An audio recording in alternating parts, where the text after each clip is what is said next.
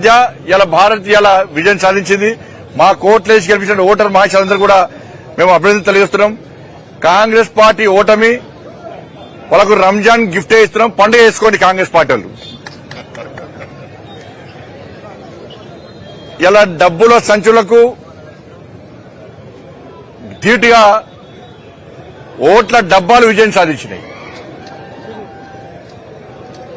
వాళ్ళ వందల కోట్ల రూపాయలు వాళ్ళ పంచితే ఓట్లను నమ్ముకొని వాళ్ళన్నారు, పైసలు నమ్ముకొని వాళ్ళన్నారు, ఓటర్స్ నమ్ముకొని మేమున్నాం.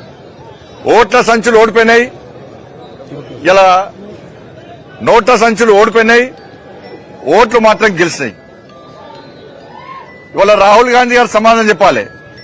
ఈవీఎంలలో స్కామ్ జరుగుతున్నది, భారతీయ జనతా పార్టీ ఇది చేస్తుంది అది చేస్తుంది మాట్లాడే రాహుల్ గాంధీ గారు ఈ రోజు తెలంగాణలో జరిగినటువంటి శాసన మండలి ఎన్నికల్లో బ్యాలెట్ ద్వారా భారతీయ జనతా పార్టీ నరేంద్ర మోడీ గారి నాయకత్వంలో గెలిచినాం.